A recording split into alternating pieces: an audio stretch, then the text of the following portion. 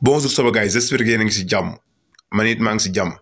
tey ñu indi leen beneen astuce bu ñëwaat ci wàllum WhatsApp ñu bàyyi leen ginnaaw publicité bi ñu ñëwaat. Like Mobile, votre chaîne de technologie. N'oubliez pas de vous abonner et aimer la vidéo. Merci. asalaamaaleykum sama gars yi nuyu naa leen bu baax di leen ziar tey ñu indi leen beneen astuce bu jëmaat ci wàllum WhatsApp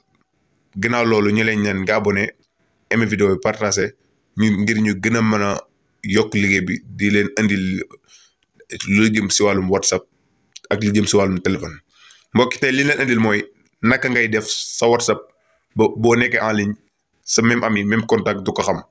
sans nekkoo si WhatsApp loolu li ñu koy defee c'est très simple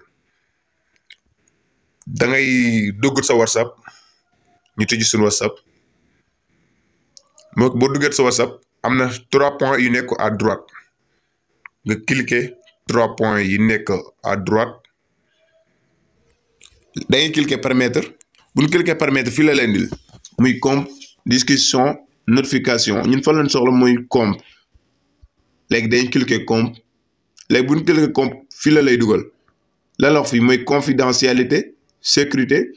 vérification en 2 étapes changer de numéro demander info compte supprimer mot compte ñun yëpp soxla ba leen soxla mooy confidentialité léegi dañuy cliquer confidentialité automatiquement si tableau bi la lay dugal tableau bi la la fa wax mooy da la fa indil 3 options yoo xam ne day jëm si en ligne bu njëkk bi mu indi la vue à photo de profil acte léegi pour ñun dañoo soxla bu nekk en ligne kenn du ko xam léegi dañuy cliquer vue léegi bu ñu cliquer vue mu indi la 3 options bu njëkk bi mu indi la tout le monde mes contacts personne léegi bu dee da nga si wax tout le monde bi mbooleem koo xam ne dafa nekk dafa am sa WhatsApp dina mën a dugg dina mën a xam-xam yaa ngi en ligne wala nekkoo en ligne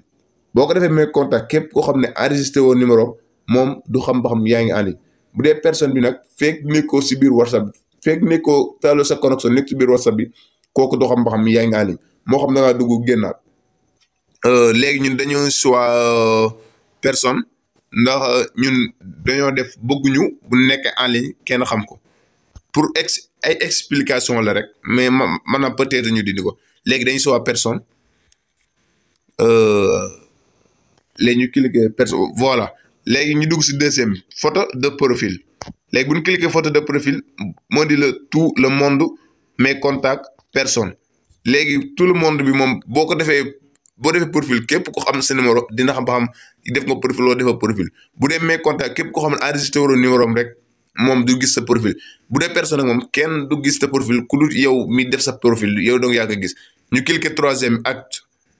bu dee acte comme d'habitude moo di la tout le monde mes contacts personne léegi tout le monde bi moom boo ko defee képp koo xam ne ma ngi sa WhatsApp dina gis waa yaakaar wala nekkoo en ligne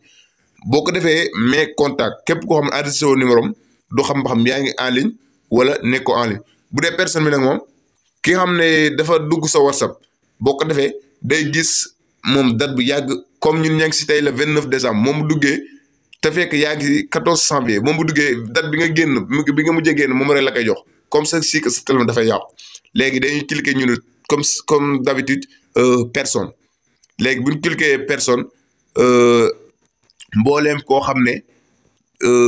ma ngi egg sa WhatsApp du xam ba xam yaa ngi en ligne wala nekkoo en ligne soit mu jox ko benn date bu yàgg comme si que date boobu si nga gëj a connecté mbokk yi loolu la ñu indiloon